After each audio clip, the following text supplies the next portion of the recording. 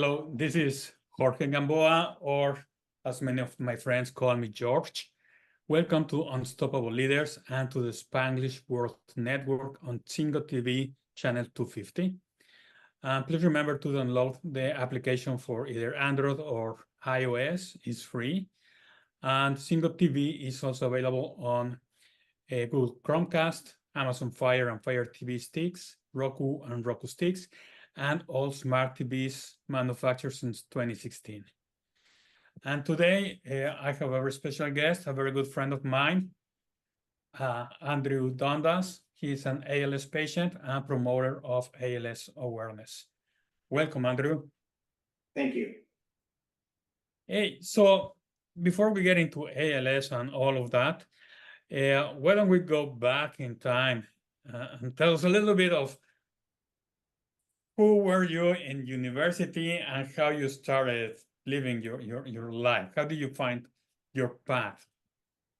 Absolutely. And, like most people growing up, and myself back in the 80s, where the internet didn't exist, my direction was one of what I heard from my friends, what I heard from the people at school. A lot of cases, it was, not very directional. So kind of left to my own devices. I ended up going to school for urban and regional planning. I had an interest and passion in geography, and when I read about this program, it had interest because it was more than just geography. It was looking at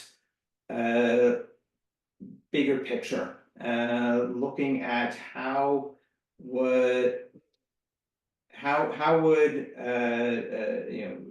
you guide not just urban development, but society in general with regard to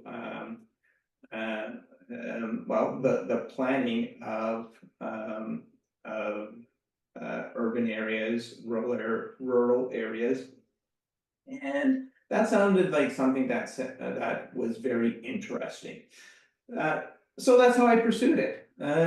Of course, as I went through university, and late 80s, early 90s.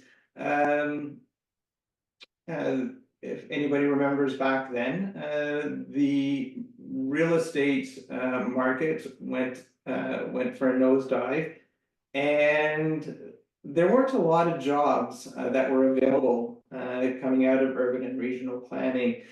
So, like most graduates, I ended up in IT with my urban and regional planning degree. What I found out, though, was I had a lot of transferable skills.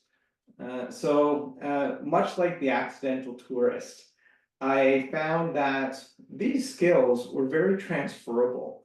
So I took the skills of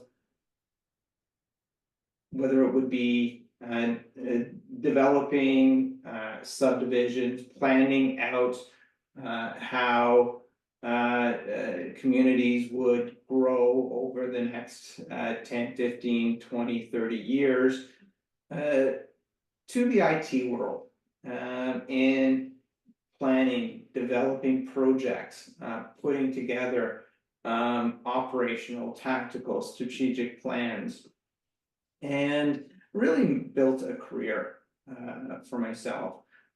Be it managing IT projects, developing project management offices, building out that overall big picture view, but also understanding how things worked. I'm really a person that likes to understand how do things connect, how do they interact, and what makes things drive in order to ensure that when you start something, what is it that you're trying to, what is the goal that you're trying to complete? What is it that you're actually trying to do? And that's really been a guiding point throughout my career. In the early to mid 2000s, I applied that and then took my professional experience and then started teaching at the university level. Again, much the accidental tourist approach of giving back to people that themselves didn't necessarily know what they wanted to do, nor did they understand what it meant to manage projects. But I tried to explain and show them, teach them that projects come in all different shapes and sizes. And, with that, allow them to take a look at things in a different perspective in order to really apply a different lens and a bigger picture view in order to make sure that whatever they were working on, be it an IT project, a construction project, event planning, or even planning a vacation, they're taking the same perspective of, what is it that I want to achieve? What goals am I trying to achieve? And how do I go about doing that? So again, making sure that we're trying to understand, what do I bring to the table, and what am I going to do in order to move forward? I carry that for. Sorry, yes. Yeah, no, and it sounds like a big part is driven by curiosity, right? That is what helped you navigate the different scenarios that were completely unexpected and find your path and level up in that area. Oh, absolutely. And I took it not just beyond or from a work perspective. I took it to my own personal perspective as well. There was a point where I, like most people, drank a lot of coffee, but I wasn't satisfied with the coffee that I was drinking, and I thought I could do a better job of it myself. So I decided to figure out, how could I roast my own coffee? And from there, I started thinking, well, can I start my own coffee business? And I started researching, well, how do I roast coffee, first of all? And what's required in starting not just a business, but a coffee roasting business, and what's involved. So researching all of those activities, how to roast a good cup of coffee, what goes into it? Is it just the bean? Is it a blend of beans? How much time? To the point where I actually created my own coffee roasting company. Again, much the accidental tourist. To the point where I incorporated my own company. I had trademarked my own logo, had set up my own website, got everything set up, was looking for a site to set up a roaster, and then the pandemic hit. And everything was put on hold. So that was okay. It allowed me to, which was probably a good thing. It allowed me to take a pause, plan out, what's the best course of action. I had built a business plan, but again, it was taking that holistic view of, what am I trying to accomplish? What am I trying to fulfill what goals do I want to achieve at the end of the day? And really, you know, what am I trying to get out of this? Is it just a better cup of coffee, or is it providing something that's going to help others? And it really helped me realize to myself, it's not just about doing delivering on a project or something. It's how can I help others?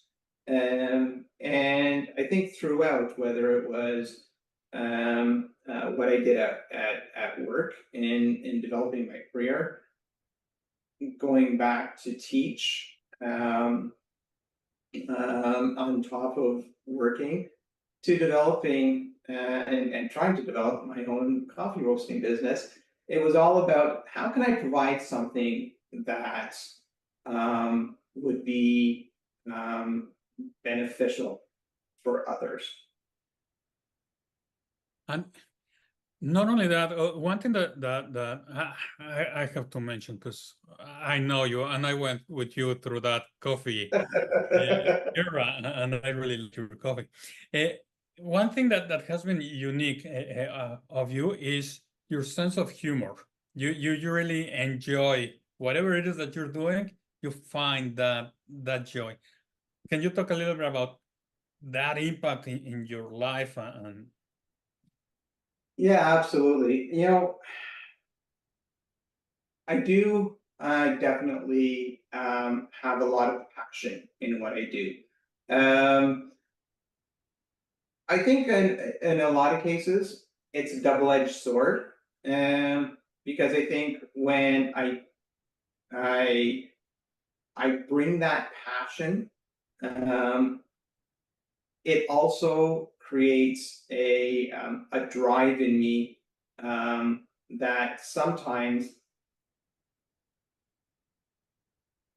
I put too much effort in. So I don't look at the signs of the personal stress that it is putting on me, be it the amount of hours that I'm working, the effort that I have to expend in order to make something successful. Stepping up and doing a lot of work that I should probably get others to do. But again, it's a drive that allows me to keep on going. With that, to your point with regard to humor, I definitely use it, and it helps provide a level of levity to the people I work with. But it does drive my passion because it shows that I really do love whatever it is that I am doing, because it really is that passion. Whether it's doing a good job in roasting a good cup of coffee, excuse me, whether it is teaching somebody, or just being successful in my day-to-day work activities. Showing that passion, doing it through sense of humor, having that cheerful disposition. One thing I always say to people, and one line I like to repeat when somebody comments that, oh, it's raining out, I said, it's sunny out. There just happens to be a few clouds in the way, because every day is sunny, and invariably it'll put a smile on somebody's face, and it just goes to show that there's always a different way to look at things, and I think it's important. I think it's important to have that positive outlook. because without that positive outlook, it's very easy for someone to turn inward and be very negative. And that can have very detrimental effects. Especially if something unexpected happens to come along. Yeah. And to continue with all of your trajectory, one of the biggest challenges that I think everyone faces, you and I included, is raising kids, family, right? Yeah.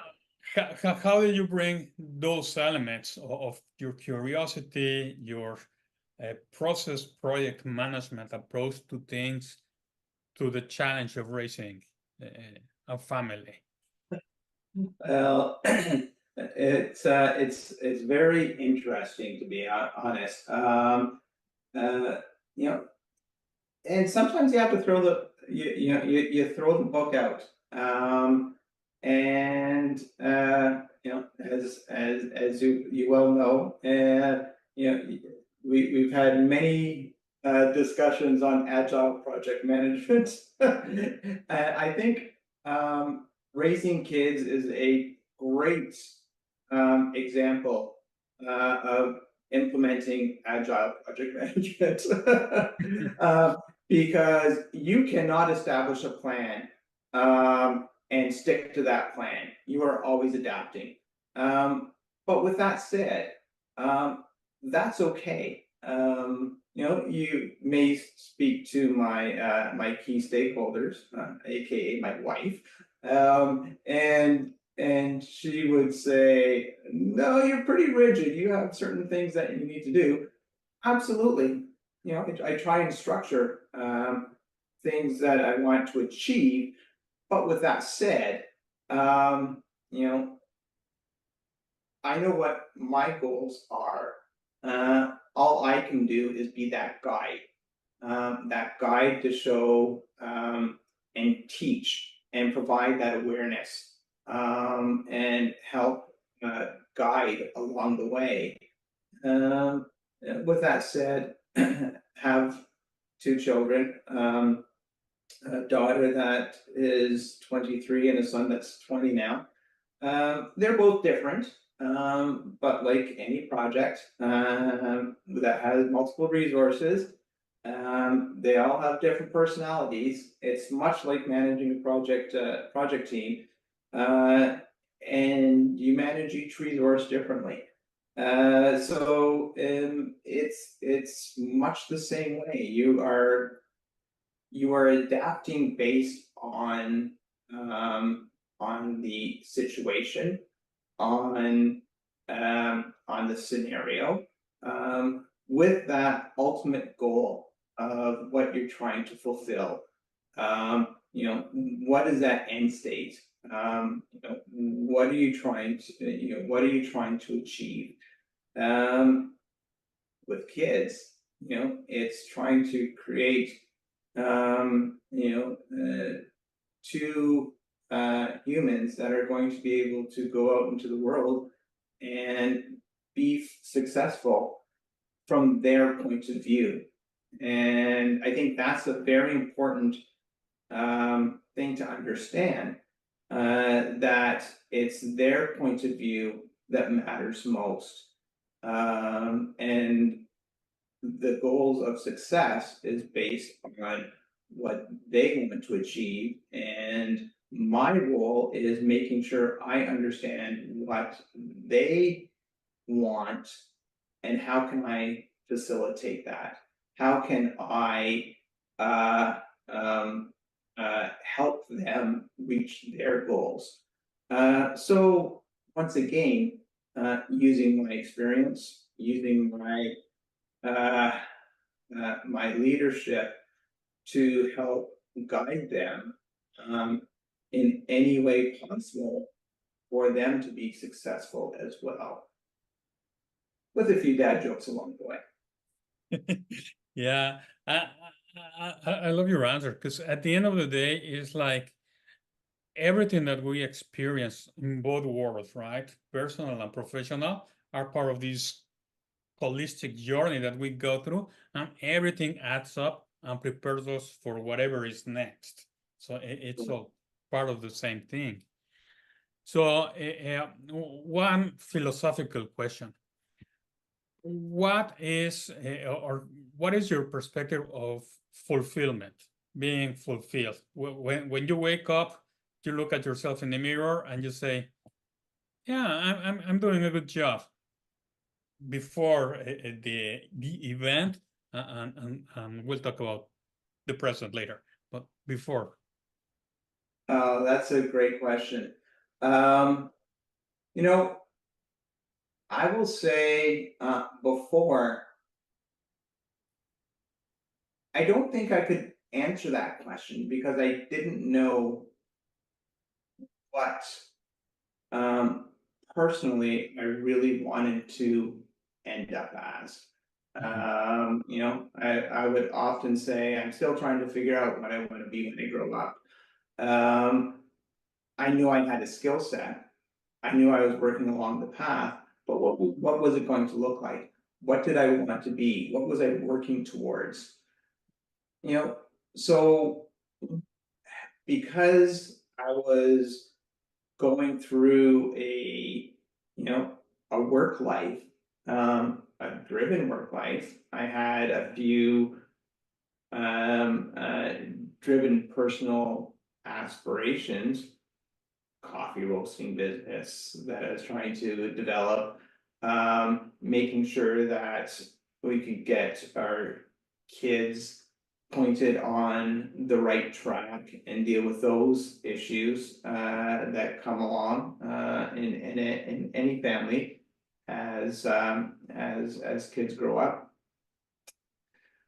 But I didn't really take the time to focus to say, what did I want to develop as? So when I look back at it now, you know, there was definitely, I'll say a hole, but not really a hole. I think there was just something missing.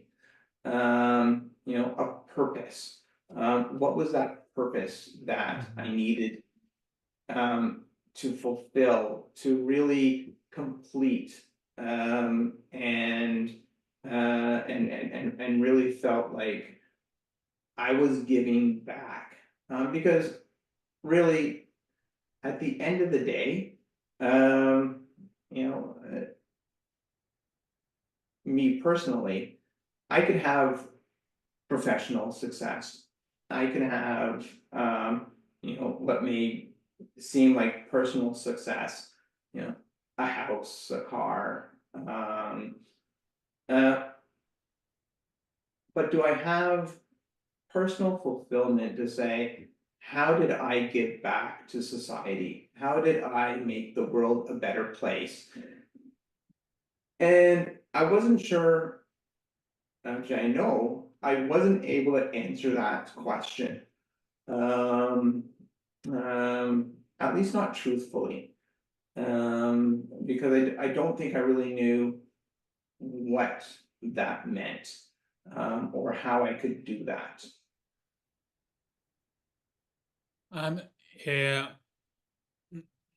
Now we have an audience that is all over the world, right? From different backgrounds.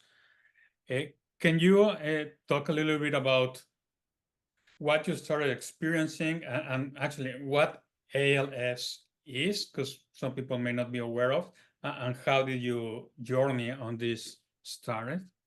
Yeah, absolutely. So ALS, or its full name, amyotrophic lateral sclerosis.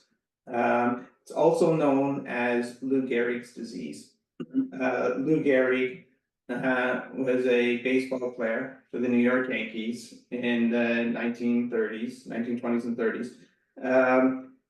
He developed and was diagnosed with ALS in 1939 and died in 1941, 2 years later. Basically, ALS is a motor neuron disease. And what that means is your brain stops sending signals to your muscles. So you're basically, your body gradually, as the signals stop being sent to your muscles, your body's muscles gradually get paralyzed. There's different types, but effectively at a high level, that's what it is.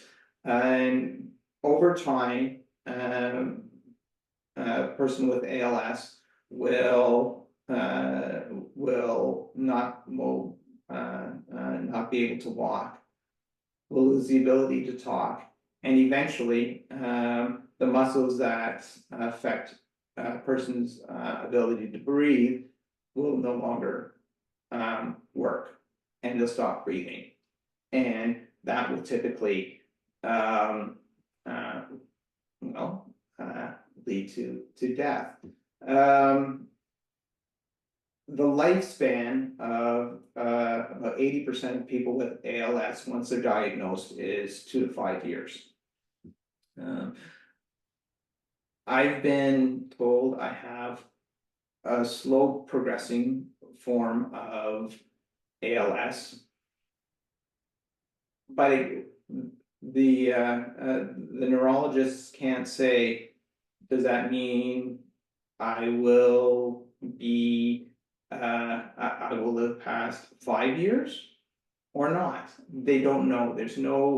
They've been unable to identify biomarkers to be able to say, but even somebody with slow progressing ALS, how long their life expectancy is. So the biggest advice is get your affairs in order, and try and maintain a healthy lifestyle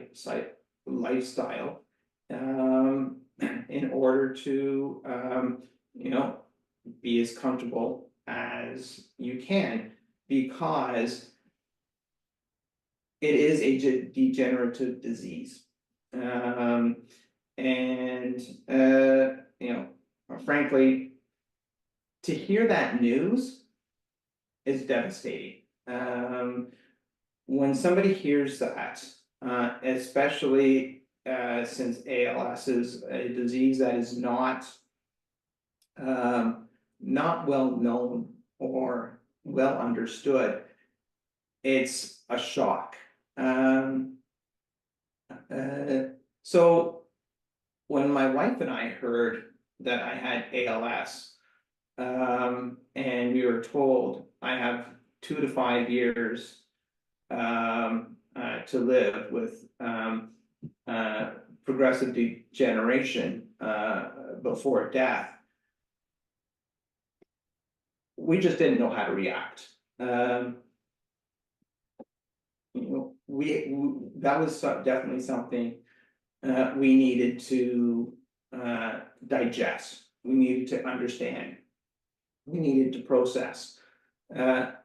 Week before, we were going on walks around our neighborhood. This was in 2022. The appointment with our first neurologist was in August. I was confirmed with ALS in December of 2022.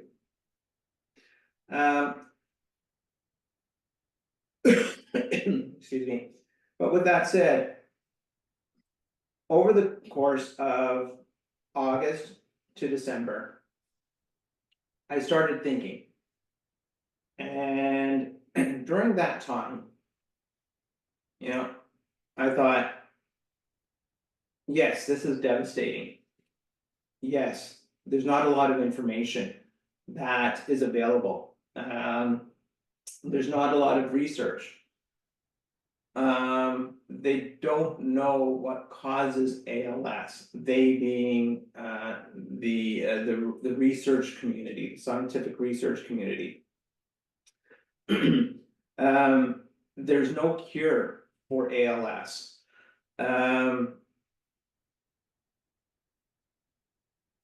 But what can we do to help change that?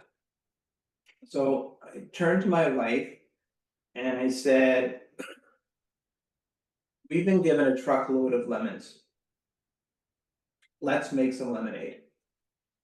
Mhm. And as soon as I made that statement, my wife looked at me, I looked at her, and we said, that's how we're gonna spend every day going forward. Every day is, how do we take lemons and make lemonade? And that's how we dealt with it. We chose not to bury our head. We chose to say, what will our recipe look like? And we started building a recipe. So when we got our final diagnosis in December of 2022, and the neurologist sat us down and gave us our Christmas presents of our diagnosis of ALS, which just because you know, it was, I guess it was a giving spirit. I also got a secondary diagnosis of Parkinson's disease. You know, it was all okay. You know, I turned to the neurologist, who was, you know, he had a tough time giving me the diagnosis. And I said to him, okay, that's all right. We're gonna take these lemons and make lemonade. And he was speechless. And he just said, I've never had a reaction like yours. And I went, good. That's okay. We'll start changing how people react from this day forward. So, you know, as an accidental tourist, I ran into this situation of, I now have this devastating terminal disease with no cure, that, you know, we just have to deal with. So we said, my wife, I said to my wife, what can we do to make this better? What can we do to help and contribute? And you know, when we were at the ALS clinic, that we were referred to, we were put in touch with the ALS Society of Canada. And it's a 100% donor funded clinic or society that supports ALS patients across Canada, from providing community supports, providing, excuse me, access to equipment, and advocacy, as well as funding ALS research. All right, we knew what we were going to do. We were going to direct our recipe for making lemonade to contribute to ALS Canada, to help build and that advocacy, and help support the research, and do what we could do. So, but we just didn't know how. Well, as we started telling our friends and our family about my diagnosis. You know, we started getting people saying to us, oh, well, you know, what medication are you taking, and you know, how long until you get better? And you know, oh, I had a friend that had MS, and it's like we had to explain, no, there is no getting better, there are no medications. Well, there's a couple, but it extends life by a couple of months. And it's not MS. MS is another terrible disease, but not to the same effect as ALS. And we got the response of, oh, I didn't know there was a difference, or I didn't know that, or I didn't understand. And I went, there is a lack of awareness. How can we increase that awareness? That needs to be our primary focus. So I thought, I'm going to start a blog. I don't write. I'm not a writer. But I'm going to start a blog, and I'm going to share my story to whomever will listen and whomever will read it.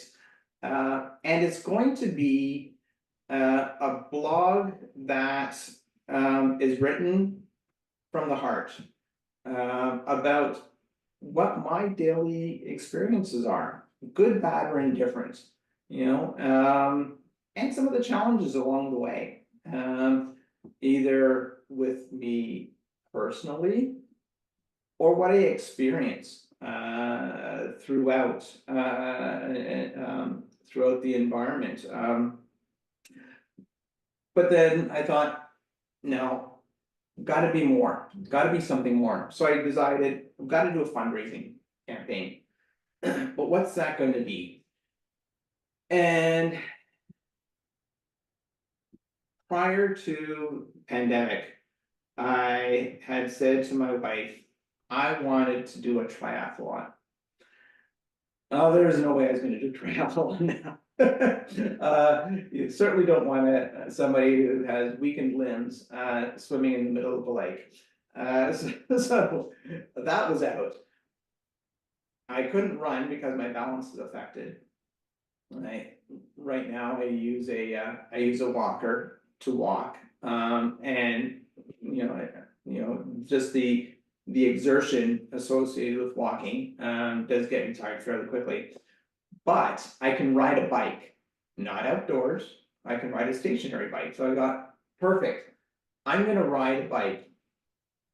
I'm going to ride a bike across Canada, you know, and, you know, I'm going to raise funds by riding a bike across Canada, but do it virtually. So that's what I did. I started a fundraiser to ride an exercise bike across Canada in the comfort of my basement, where there's no mountains, there's no bad weather, and I get to watch TV. It was perfect. So that's what I did. I started a blog, and I try and do a couple of posts a month. And I started on the 1-year anniversary of my diagnosis in December 2023, my ride across Canada, starting in Vancouver, BC, and I will eventually end up in St. John's, Newfoundland. So far, I've gone about just under 2,500 kilometers. And it's pretty tiring, I must admit. It's a lot tiring than I thought it was going to be. But it's also inspiring. It's inspired my family, my extended family, my friends, and then people that have come across my blog posts that I do on LinkedIn, people that I hear about it, and say thank you. Thank you for raising awareness of ALS, but also by saying thank you for sharing your story, because one example was somebody saying my aunt had ALS and I didn't know how to deal with it. Or another person, my sibling had ALS and they were scared and just buried their head and couldn't deal with it, and and you provided inspiration. It was somebody that had recently been diagnosed. You provided inspiration, and I've shown your blog and what you've done. So what I've started just by that motion again, wanting to share my message, do good. It's given me that purpose. It's made me vulnerable, but it's also shown how I've been able to support others, and give them encouragement, to be able to say, okay, things are all right, because I felt alone. Now I don't feel alone anymore. Because that was one of the things that we struggled with. We didn't know where to go. Both my wife and I, when we run into something that we find is a bit of an injustice, we will put our hearts on our sleeves and figure out how can we make things better. And that's exactly what we've done. We've taken a look to say, how can we make things better? An example of that, I was looking at an exercise program, or trying to find an exercise program that was geared to ALS patients. And we couldn't find anything. So there's a facility located near us. It's called the Ability Center. It's something that's fairly unique in this area, and they offer programs for people who've had traumatic brain injuries, but they don't say anything for people with ALS. Well, we said, why couldn't somebody with ALS take advantage of this program? And we talked to the organizers of the program. They said, okay, yeah, makes sense. Talk to your care team. Talk to our care team. Makes sense. And we registered, and it's been great. It's helped me maintain my mobility. But more importantly, I then shared this program with others that I've met at the ALS clinic, and I've talked about it in my blog. And others have raised, I've been able to raise the awareness for others that this program existed. It's also available online, where they otherwise wouldn't have known. So again, through this raising of awareness, not just of what ALS is, but different therapies and programs that can help those with ALS. maintain mobility longer, I think has been tremendously helpful. Ultimately, for a person living with ALS, it's great.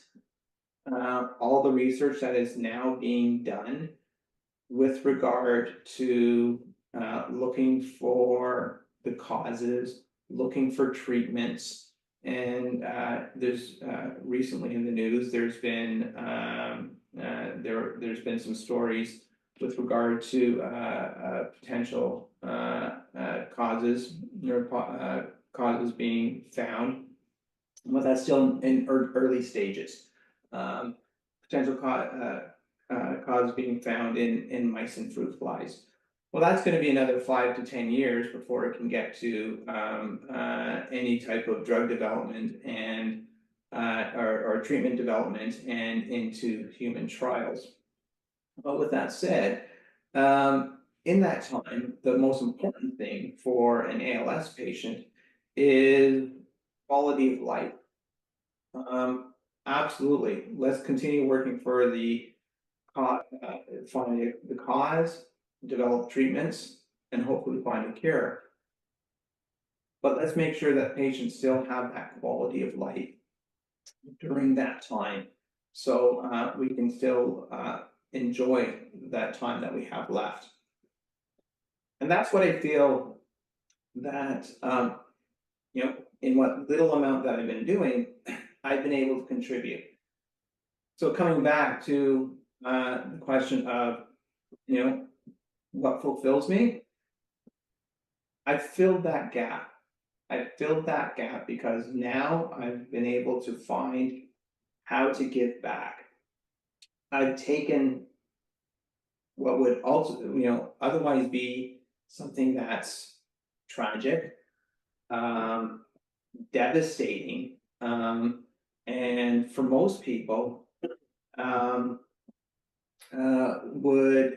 would be a situation that would be very difficult to handle. And I wear it as a badge of honor. I wear it as a badge of honor because I don't let it defeat me. I live with it as this is who I am, and this is how I deal with it, and so can you. Yeah, no, it's very inspiring how you not only turn things around for you and your family, but you have actually built that momentum that is reaching more and more people, and it's turning darkness into hope, and hope we know is super powerful. As we are almost less than 2 minutes left, what are some of your last messages that you would like to share with the viewers? Well, I will definitely like to direct people to my blog, myalschallenge.com. And I tell my story. I tell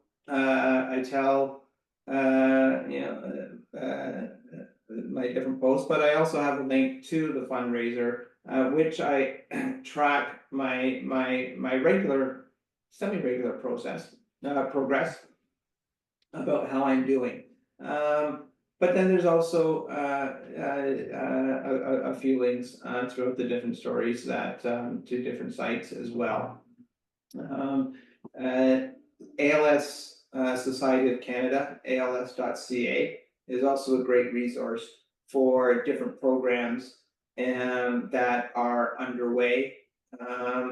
And then there's a plethora of other are also available internationally that may be a part of a future blog, but we'll leave that for another time. Yeah, and I will make sure to put a slide or something at the end.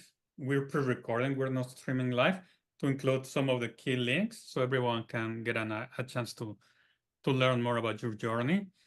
And yeah, so Andrew, it's been a pleasure. I really appreciate our friendship and you being here. You have a very strong message that everyone or a lot of people need to hear. I hope you touched somebody today and changed their perspective. And again, thank you again. And for everyone who is watching us, remember to follow us on the Spanglish Radio Network, and check out SpanglishWorld.ca for news programming. And remember, Spanglish World, watch it, hear it, read it, download it. And once again, Andrew, thanks for being here. Thank you.